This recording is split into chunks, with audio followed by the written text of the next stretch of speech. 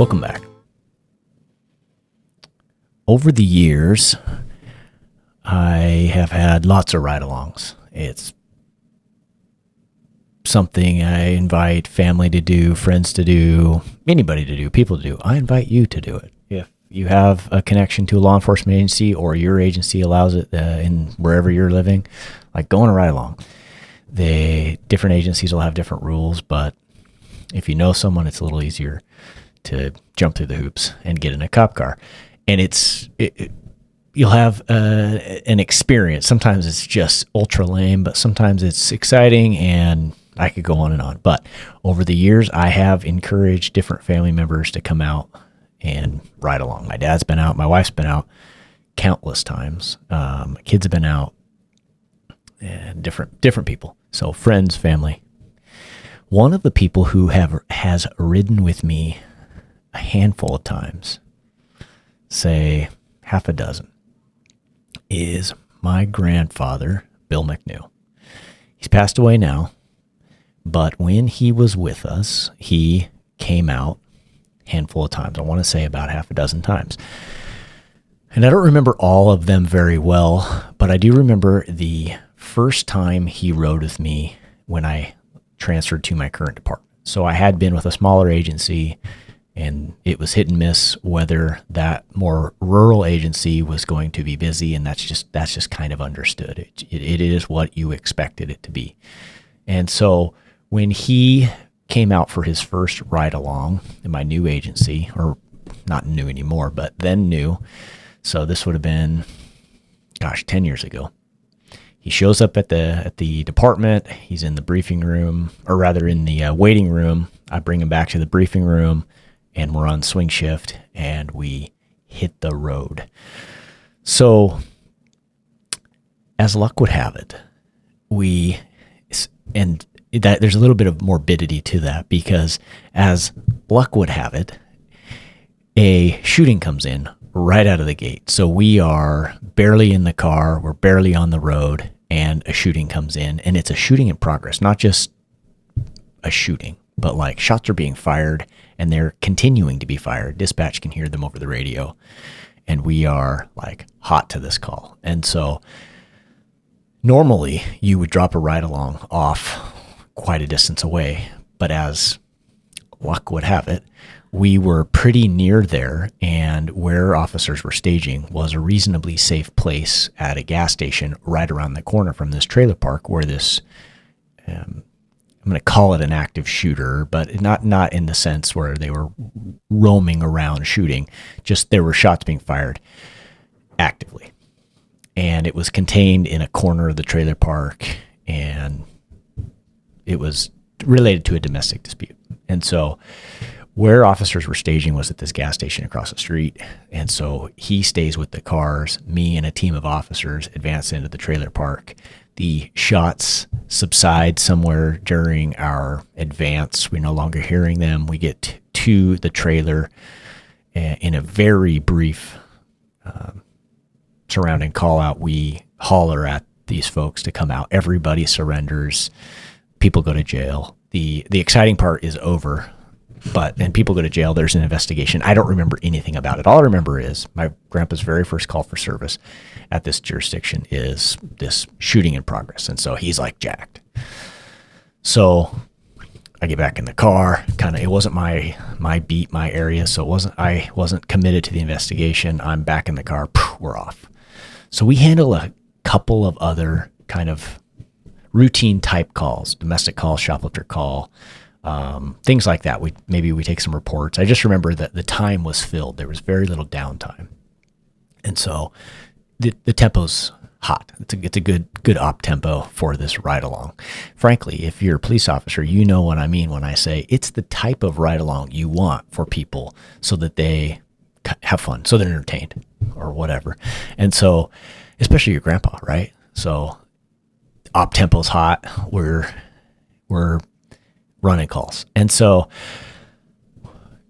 sometime into the shift, I don't remember how much, pursuit kicks off. We're not the first officers in it, but a pursuit kicks off, and it's fortunately, right? Because then I would have had to kick him out of the car. But a pursuit kicks off and it's in town, and we're racing to set up spikes or whatever, but we're racing across town to get to this pursuit. And as we're making our way there, the officers involved, it ends. We don't make it to the pursuit, which again, fortunately, because I would have had to kick him out. And so he's like, he's excited. And I'm like, man, I wonder if he thinks this is what every day's like. Because days can be busy, but this is like a uniquely busy day. And so we do that. Tones go out. After that, we're back across town. And this is just like all day long. And so get in a couple of scraps, like right outside the car. And so he's getting quite a show, and it's pretty fun. And so it's fun to see him entertained by all this. And so later in the shift, like it's a summer day. So towards, I want to say that swing shift back then, it's different now, ended. I think we left the road at 9:30, if I remember right, p.m. And so we're towards the end of the shift, and another shooting comes in. Like multiple callers, shots being fired, shooting victim, like someone's been shot. And so complete different side of town than the first shooting. And so we're racing across town to this thing. We go rolling up to it's a different gas station, but another gas station where this victim has crawled from a homeless camp in the woods nearby where the shooting has occurred. And he's been shot. Actually, he's been shot in the butt, and he's being treated by EMS when we arrive. Everybody's kind of mustering to decide what to do. We have containment set up, but the shooter, no idea where they're at, just that they're still in the woods and in this homeless camp. And so, this isn't a big camp. It's like dispersed tents in this wooded area. And so, which only means there's just not a huge concentration of people. There's not an active threat to people. There's just one of these tents up here. Nobody knows which, or nobody will tell us which this shooter is. And so it's a really steep hillside, and we get it contained, best we can. And I run back to the car because I'm just a police officer at the time. The commander rolls up, SWAT commander rolls up and says, we're gonna call out SWAT. I was on the team at the time, and I told Grandpa, I said, hey, your luck has run out. So we get back in the car, and I'm code 3 back all the way across town. We get to the station. He waits kind of in the elevator lobby area while I run to the locker room, change into my SWAT uniform with my SWAT gear. I come running out, and he's just grinning ear to ear because this has just been like the time of his life. And I'm pretty sure he went through the rest of his life thinking that's how every day was. And there have been many days like that, but not every day. And so absolutely entertaining right along. And so flash forward over the years, over the next 10 years, now we're into like, let's say that was 2016-ish, because it was before I went into detectives. I would visit often, and pretty often we would start talking current events, politics, the world, just whatever.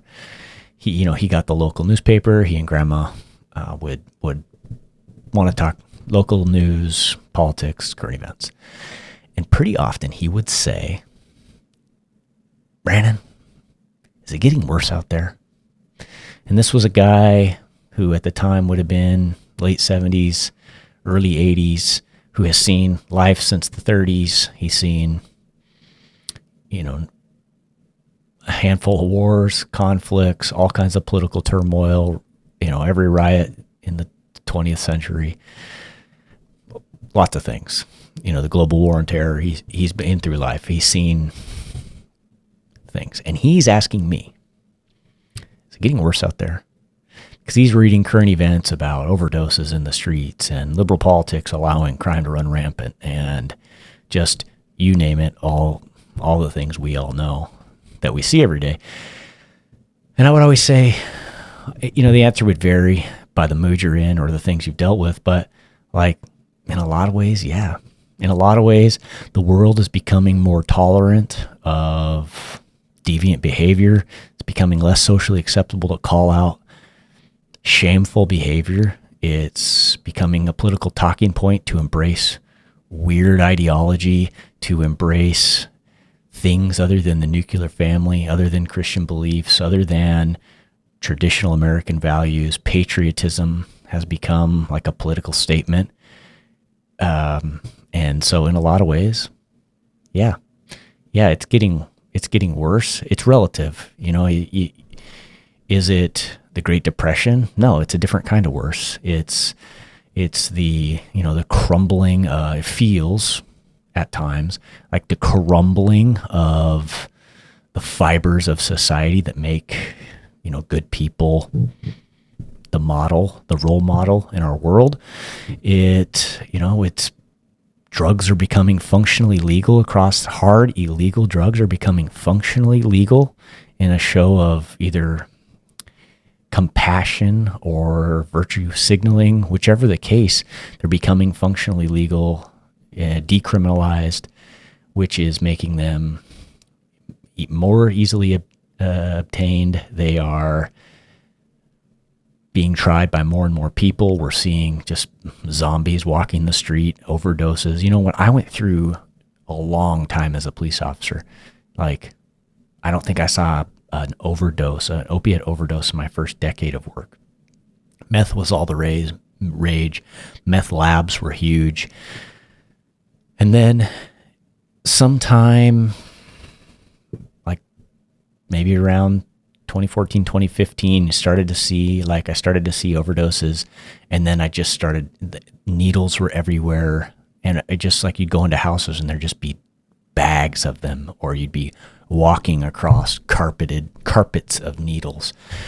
And, we went from, like I said, never seeing an overdose, or at least that it was an absolute anomaly, to it's an everyday, a couple a day occurrence.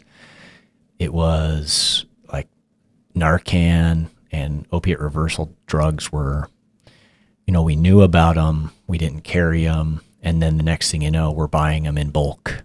And then we're looking for grants because we're going through them so fast. And so is it getting worse? It sure feels different. I'll say that. Is it worse than the Great Depression? Is it worse than rationing during World War II? Is it worse than the draft of Vietnam? Is it worse than the Cold War preparation for nuclear war? I wasn't there, but it feels like something's off. So then we progress into more and more of this shift towards embracing what I would call countercultural things. It's taboo or unwelcome, or at least frowned upon to challenge weird behavior. We had one of the kids shows up at the dinner table one day, and she had been doing this thing where she would meow at you. And I don't remember how old she was. She's like 9 or 10 or 11 or 12. And she just meowing at you and acting like a cat. And one day, and it hadn't been happening very long, but the way it was just struck you as weird. And she's at the table, and one day at the dinner table, she meows at someone, and I just said, "Hey, stop it. You're weird. And people are going to think you're weird. Knock it off." And it launched this conversation at the dinner table about the kids were like, the older kids, she was one of the younger ones. Yeah. The conversation was like, it was so uncomfortable for them to call somebody weird or to call behavior weird. And it's like, understanding that if you go through life with a tail strapped to your butt, meowing at people, that's weird. And it's got to still be okay to say that. It's home is where you're going to learn that, or you're going to learn it the hard way or on the street. I'm not advocating, we had this whole conversation about bullying, and I took the devil's advocate position that I'm not saying bullying is okay, and I wasn't telling the kids that they should ever be bullies or they should ever stand up to, or rather that they should ever be victims of bullying and not stand up for themselves, or that they should allow it to happen in front of them. Bullying is not okay. That wasn't the message. The message was, when I was younger, it was more common. It feels like it was more common for people to tell you you're acting weird or to call out weird behavior. And now it's like, how weird can we be? And the weirdest ones are the coolest ones. At least that's the perception. So I did a little bit of substitute teaching, and I was really not sure. I was looking for a hobby to do. Now I do this on Mondays, but I was looking for a hobby to do, and I signed up for substitute teaching. I have a couple degrees, and they were looking for people, so I got in on that. And I was a little nervous about going to the high school because, we have a pretty big high school, a few thousand people, and I was like, man, is this just going to be packed full of weirdos? And because, admittedly, that was kind of what I had seen on the news or what I had heard. And what I'll admit is I was pleasantly surprised that high school is still high school. It is still full of normal, oddball teenagers, and there's a handful of fringe people who I'm just going to call weird, for lack of a better description, who I would classify as weird, who are socially doing oddball stuff. Like, I'm not looking to call out too much behavior in this video, but let's just say there was just a small percentage of people who were like, they're weird, and everybody else was normal. Everybody else was well behaved. They were like good kids. I saw dozens, if not low hundreds of kids, and most of them were like cool kids. And so, pleasantly surprised. That's a little bit of a tangent. So what Grandpa would say, is it getting worse? I knew what he meant. He's watching news. We're all victim to the 24-hour news cycle and the doom and gloom that the news paints. And the truth is, in a lot of ways, there has been a shift in some areas that is kind of scary, and especially around drugs and around behavior and social acceptance of oddball behavior and just gender dysphoria and things like that. Like this is not healthy for the kids. And so it's created a lot of conversations around here about homeschool versus public school. And so this is kind of how the conversation would go with Grandpa, that, yeah, in a lot of ways it's getting worse, but in a lot of ways there's still hope. And so over the years, I visit frequently, and the conversation would often go to work and go to that. And he always very proud of his legacy. I'm going to call it that. He didn't call it that, or maybe he did. I don't know, but he didn't call it that to me. He was always very proud of the lineage of our family. We have a variety of people with different backgrounds and have had different struggles in life, but by and large, we have a wonderful extended family, due in large part to his influence in our lives. And so, he would brag about a cousin in the Marines serving in Iraq at the embassy during, if you recall, the New Year's Day embassy siege a few years back. He would brag about another cousin who's self-employed, doing good work, about his kids, about each of them and the successes they've had and the struggles they've had, but the way they've persevered through it. He would brag on many things like that.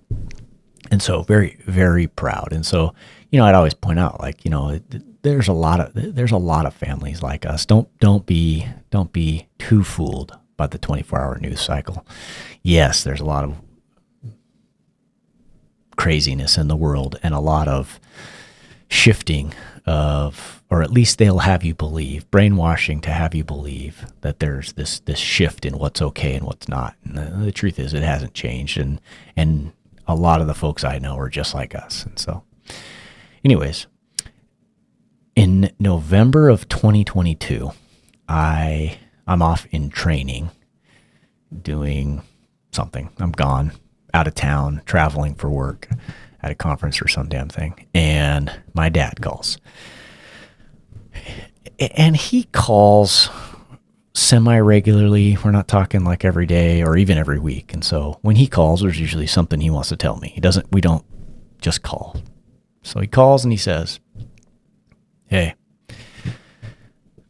and I'm paraphrasing big time, but he says, Grandpa went to the doctor and tests came back and he's got cancer. And, I'm like, okay. And there were some warning signs from, like, in a very short window. He'd been to the doctor a few times, like within the week or whatever, very short window. So there were some warning signs that was going to be the diagnosis. And Dad says it's pancreatic cancer. Oh, jeez. I said, "Damn, Pops, that's the bad one." And he goes, Yep. So I said, "Well, I'm gonna be out of town till Friday. I'll be back in town." And so I come back Friday and I drive up there by myself. I just jump in my truck and I drive up there 20 miles or so away, right off the interstate. So it was late. And actually, this visit would be the last visit ever where it was just me and him and Grandma, because in the following 3 weeks, 3 weeks, whatever it was, the house would just be packed from this visit until the day he died at home a couple of weeks later. So I didn't know that at the time, of course. I just drive up. It's like any other evening visit. It's late though, 7:30, 8 o'clock. It's dark. But it was November, so it could have been 4:30 around here. But so I park and I go walking in, and he's sitting. The lights are low, and he's just stoic, just how he always was, just like, solid, courageous, stoic looking. Grandma's sitting there also, normal. It's just like another normal visit, not like they just got devastating news. And so he says, well, and I'm paraphrasing again, but the gist of it is, I suppose you heard, of course you heard. I said, yeah, that's crappy news, or, whatever. And so we talk a little bit, and he says, well, I just want you to know I'm not afraid. I know I'm saved and I have eternal life through Jesus Christ. I said, "Oh, yeah, okay, Roger." He says, I do have a couple questions. And I say, "Yeah, anything, shoot." He goes, and he proceeds to ask me about Grandma, his wife. He says, I know I'm saved. I know. And actually, he says, I know I'm saved, and he did want to talk a little bit about the details. He says, he just needed a little reassurance. And so we kind of read through the gospel. We talked about how he has eternal life through Jesus, and how he comes through that by faith and not through works, and how he is saved through repentance and belief in Jesus. And he says, I was baptized. He says, I was baptized. I believe he has great confidence that he's going to heaven, that he'll have eternal life. His question is, I want to make sure that my wife's there when her time comes.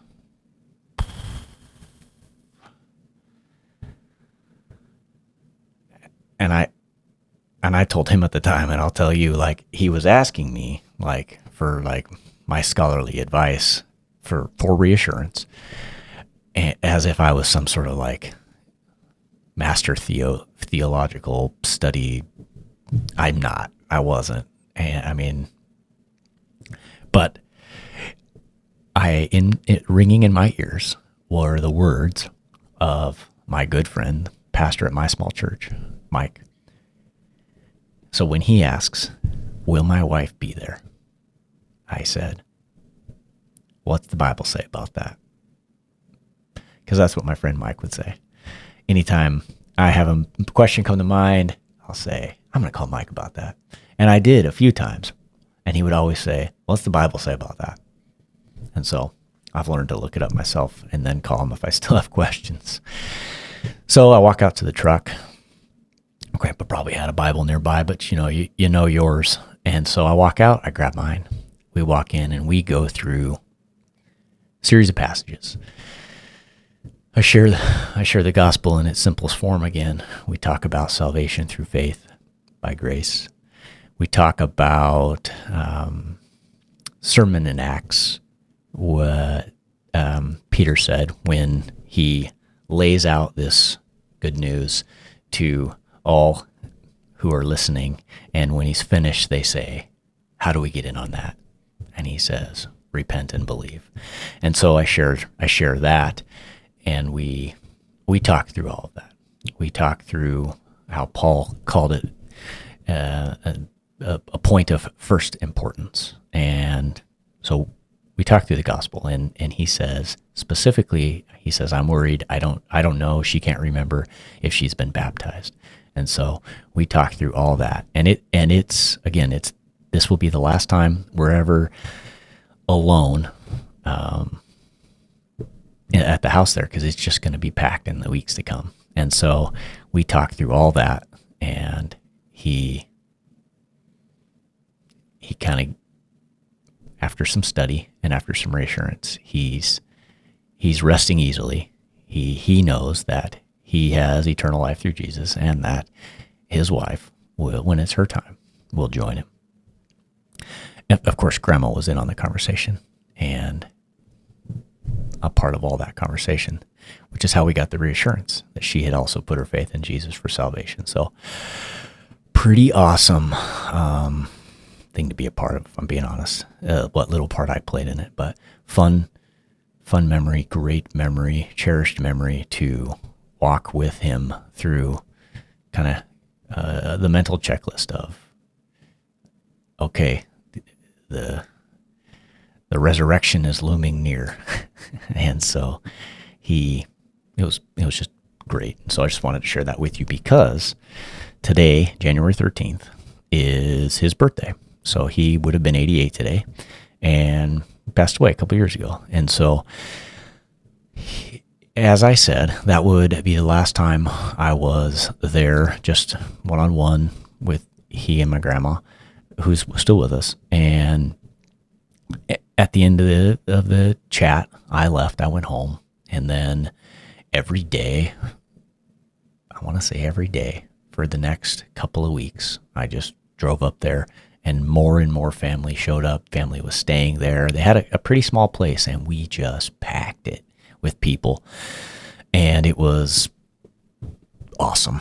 We had, like any family, we had people with strained relationships who hadn't been in the same room for a while, and through all of this grief, we saw the family just come together, and we just packed this little house, supported him as he moved from and just like that, man, as he moved from the recliner to a medical bed that was dropped off by hospice, as we watched his slow physical deterioration.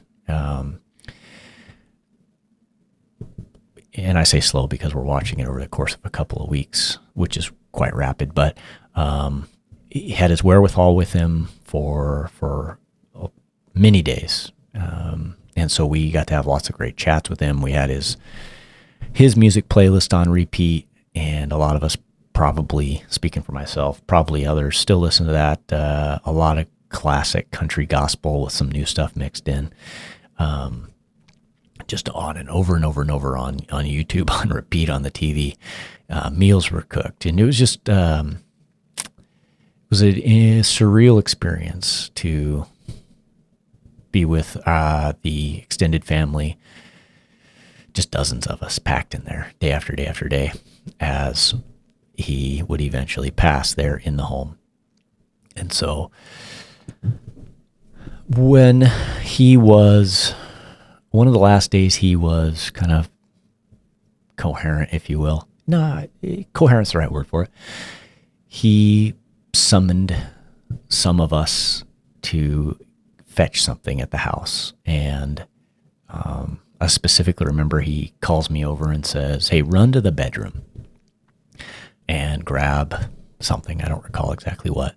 And so he sends me in the bedroom. I grab whatever it was. I come back and he proceeds to kind of give away some of his things he specifically things he wanted, different people to have. And I'm on this hunt for possessions as I bring him one. He'll give a little speech, or at least an explanation about why he wants someone or whomever to have it.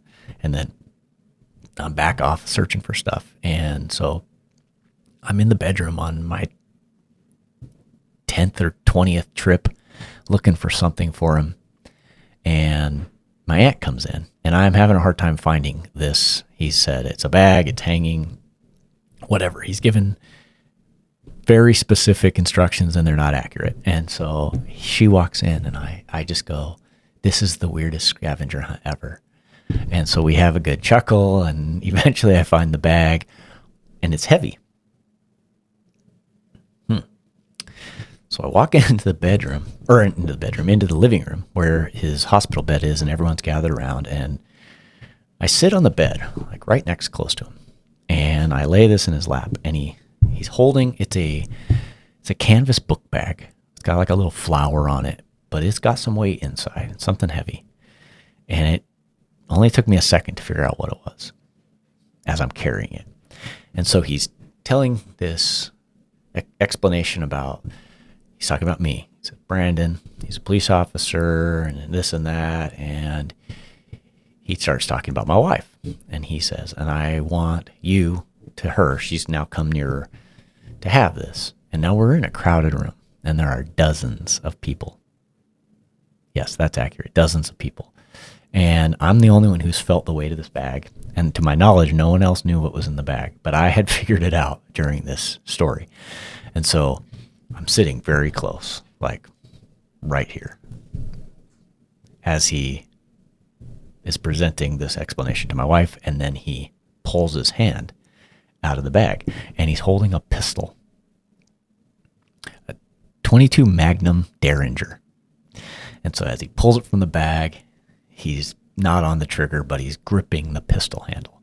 I kind of grab it, disarm him, which sounds really impressive. Like it wasn't like he was quick draw McGraw or anything. He's pulling it out delicately. And so I quickly grab it, pop it open. It's not loaded, kind of show clear to everyone in the room and present it back to him.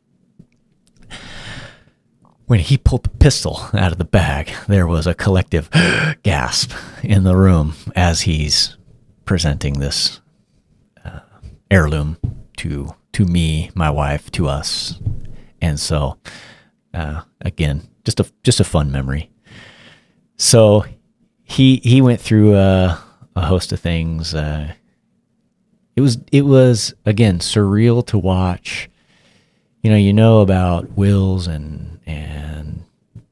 inheritance and things like that, but to see him hand out and give away things that you've just known him to have forever, it was just surreal. So I ended up with a pair of his cowboy boots. So I would have the honor of doing the funeral service, memorial service, few weeks after he passed. And I wear these cowboy boots. They're a bigger boot. They fit me, and I have a memory of him wearing these boots. And in the eulogy, as I'm giving the eulogy, I talk about how, like, if you look back through wedding photos or funeral memorials, get-togethers, dances, sock hop, whatever, all the things all the things there are pictures of him doing. These were his fancy shoes. These were his cowboy boots. They're dated 1977. It's stamped inside, and so like there's a lifetime of photos in these boots. And so, kind of in honor of that, because they're old boots, but they're still in great shape, but they're not greatly comfortable, if I'm being honest. I wear these to the service, and it's kind of, like I said, in a gesture, in a symbolic way of, he would have worn them. So,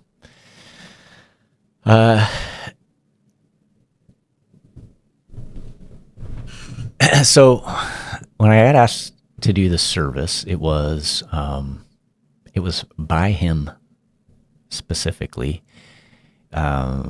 Conversations in his final days of coherence, where he said, people would ask, like, what do you want? What would you like? Another surreal experience. Like, what do you want? A funeral, buried, cremated? Like, what do you want? What do you want your memorial? How can we remember you? How can we honor you when you pass? And he says, I'd like Brandon to do it. Which, I'm the oldest grandson. I'm honored. And so he does, even, obviously he passes eventually, and I'm faced with doing this eulogy, which I don't wrestle with too much, but I decide I'm going to do it through a series of stories. And so I open the way a memorial will open, thanking everyone for coming. We're at a Grange where he used to enjoy a pancake breakfast or biscuits and gravy with Grandma on a pretty regular basis.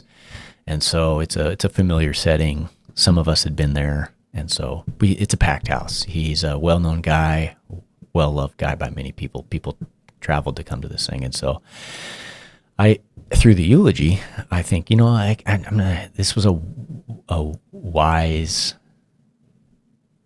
this guy taught a lot of people a lot of things, and we owe him a lot as the patriarch of the McNew family. And so how better to honor him than to tell stories, passing on wisdom. And so first story I tell after I do the introduction is, and this is a story I've told at least in part here on the channel, and that is, when I was 14 or 15 years old, I am invited to the family business, as not as like a partner or anything, just as a 14 or 15 year old who I have got my first job running logging equipment. And so this is memorable for a variety of reasons. I get, I'm working with Grandpa, I'm working with my dad, and I have other family that works there. And this is the family business. Like, all of my heroes growing up, they're in the logging business. Like, I have arrived. Every doodle, every drawing, everything has been, up to that point in my life, a log truck. I have, this is it, man. And so it's an honor. And so I'm driving heavy equipment. This job that I got, like, I was in a long line of family that was given the opportunity to work with Grandpa.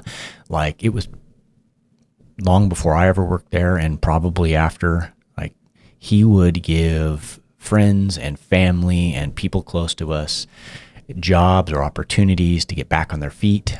Maybe it's a first job, maybe you're down on your luck, maybe you're recently divorced, whatever the case. Like, he put a lot of people to work. He found ways to get people on their feet. And so I was just one more in that line. So I'm driving a skidder. It's a big pneumatic tired vehicle that hauls logs. It articulates in the center. If you're 15 years old, I can't even drive on the road, but I'm driving this piece of giant heavy machinery, dragging monster Douglas fir out of the woods. And, it's an exciting time to be alive. And so it's summer and I'm running. Now, this wasn't a vacation or anything. Like, I'm working my butt off. So I'm running trips out to the woods, bringing logs back. We're hauling, this is a pretty good sized patch of timber. So we're hauling some pretty giant stuff in. And I come in, and as you get towards the end of the day, I remember that every trip in, you're wondering, like, is this going to be the last one? Right? Or, because it wasn't like there was a whistle. You just went till he said stop. And so every trip in, you're looking at Grandpa down there on the landing directing traffic, and you're thinking, oh, come on, give me the sign. And so one trip in, he walks over, jumps up on the running board or on the step, and he says, go get one more trip and wait for me here. Okay, whatever. So boom, I go out to the woods, I come back, bring in my last trip, shove it into the pile, park my equipment, I climb off, I walk over the truck, I ditch my gloves, I ditch my cap, hard hat, take a drink of water, whatever. I'm kind of hanging around the truck, and no Grandpa, no sign of him, no sound of him. And so I'm like, where the heck did he go? Like, his truck's here. Where did he go? There's no equipment missing. Where's this guy? So after some amount of time, despite saying, wait for me here, I'm like, oh, I'm just going to go look for him. So I go wandering down. So I came from the skid road this way. So I go wandering down the skid road in the other direction, kind of just like looking for him. So I get a little ways, and I start to hear the buzz of a saw. And I'm like, oh, he's down here cutting. So I keep walking, and I get close enough around a corner where I'm like, as I round the corner, the saw is now like full volume, and I'm like, oh, he's right here. And about the time I realize I've rounded the corner and seen him, the tree he's cutting, which is right by the road in front of me, it comes crashing down. So this is a massive Doug fir, and he's cut it, and it's falling in my direction, which now makes sense why he said, wait for me here. Like, don't come walking down the road. I'm going to be doing something dangerous, which wasn't the explanation, but I wasn't owed an explanation. So this thing just comes crashing down. And my memory, if it's accurate, is that this thing like was close. Like, the wind of it hitting blows me. I fall back on my butt, and I'm head to toe, or head to heel, because I'm on my butt, in the dust of a logging road. A summer logging road is just deep with dust. And so I'm dust everywhere. I'm just filthy. I stand up, I brush myself off. I go walking back the rest of the way towards Grandpa, just in a daze. And he goes, where were you when that tree fell? Like, he's suddenly terrified, right? Because I shouldn't be there. I should be back at the truck. And I said, boy, a mile away. Not truth. That was not the truth. That is what I said, but it wasn't the truth. So the first lesson in the eulogy was when Grandpa gives advice, he gives good advice. So listen. So the next lesson I talk about in the eulogy was I go back to the boots. I tell everyone, I say, hey, I'm wearing these boots. They're stamped inside 1977. So they were cared for, polished, tended for at that time, say 40 years, more than 40 years. And I was making a comparison that some things are worth cherishing and being thankful for. And I use that as an opportunity to talk about how the boots are kind of a symbol of the way he treated relationships. Relationships take effort, just like the boots need polish, cared for, cleaned off every once in a while. And same is true for relationships. Relationships need tended for, or tended to. So I draw a connection then to him and Grandma. Married 65 years, happily married. And if you were to ask them, as we did, and as many have, what's one secret to a lasting, loving relationship? Grandma would say that the lesson passed down to her was never go to bed angry, never go to bed mad, never go to bed in a fight. He said, and rather, she said, they said, and we never did. But there were some really long nights. And so lesson number 2 in the eulogy is that when you care for things, like a good pair of cowboy boots, they will walk with you for a lifetime. Lesson number 2.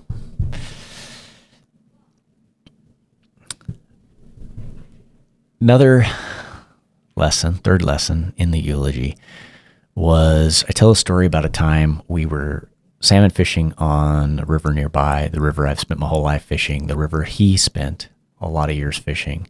He had a shack that he would go to. It was on public property on the riverbank. He and a buddy rebuilt it when it burned down. It wasn't his shack, but it was his shack, if you know what I mean. Like, other people used it, but everyone knew this was Bill's shack. And so I would fish from a boat downriver from there, nearer to my house. And so on a stretch of river where my wife and I catch a lot of fish. And so one late fall day, we are on the river and it is just blistering cold. It had been rainy, so the river was up. It was pushing a ton of water.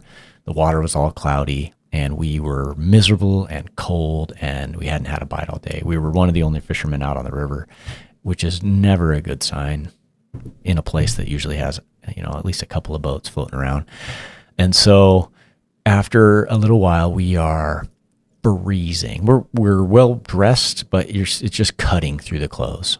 And I said, I've had enough. And so I pull anchor, because we had been casting for a little while, trying all kinds of different things. Eventually we anchored and just tried plunking some bait, and no fish, not a bite, not a one. So I'm like, I'm done. So I pull anchor and I motor. Now, back to the truck is about a 7 to 10 minute boat ride downriver. And I go upriver, and I go 15, 20 minutes upriver, just couple bends through some through what can be some shallow stuff, but there was quite a bit of river in the water in the river this time. But we go up, and what I had thought was, I bet Grandpa's at the shack. And we hadn't done this many times, but a couple of times we'd be fishing down below, and we would just run upriver and see if he was at the shack. And so we go, like I said, let's say 15 minutes upriver, which, by the way, the wind cutting us sitting still. Now we've added boating upriver, so we're just like frozen to the core. And as we round the last bend, there's a smokestack on top of his shack, and it's got chimney smoke coming out of it. And I thought, he's there. So we go we idle just past. He catches us. He spots us. He walks down from the shack, the 10 feet down to the river's edge, gives us a wave, kind of spot his stuff, nose the boat in and beach it, and go walking up to the shack where he's got this piping hot stove, and he's just tickled to see us. And so we put a couple rods out with him. He hasn't had any luck either, and we just sitting by the fire talking. He had in some foil, some biscuits, which my wife to this day says are the best biscuits she's ever eaten, because we were frozen and they were hot and they were delicious. These day old plain old biscuits, probably had some honey on them or something. And so we're eating biscuits, we're talking, and we're sitting by, and this is, when I say fishing shack, like, this is a shack. This is not like a chateau. And so, but it may as well have been, because we're warm, we're by the fire, and this cold ass day has turned into quite a fun experience. And so while we're sitting there, it wasn't a particularly serious or heavy conversation. My wife asks,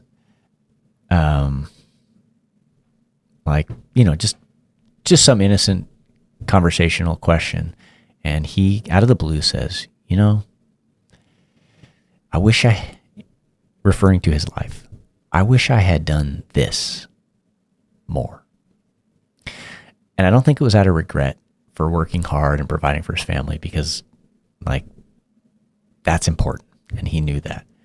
I think he was just reflecting that it's important to slow down and go fishing every once in a while. And so during this conversation about life and work and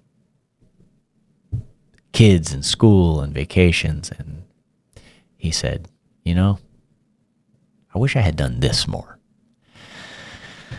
And so this piece of wisdom is that our time on earth is short. make sure you make time for fishing and other things.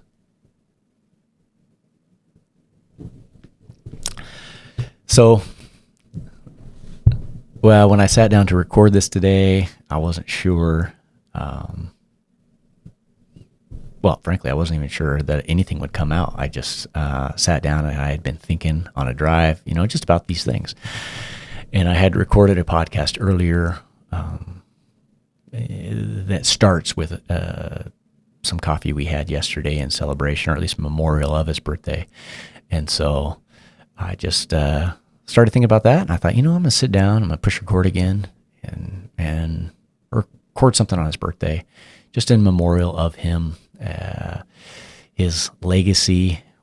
While we miss him, I find reassurance in his confidence in his salvation through Jesus. I think a lot of people were moved by his faith. A lot of people in the room, who maybe hadn't put their faith in Christ before. I got to believe there were people who saw his faith and that was transformative to them. I know that it was powerful for me, and I've talked to others who it was powerful for. And so I guess in honor of Grandpa Bill on his birthday, I share with you that I saw a man on the verge of death face it with courage and face it with the absolute certainty that he had salvation through Jesus Christ by his faith through grace. And so with that, I'm McNew. Thanks for watching.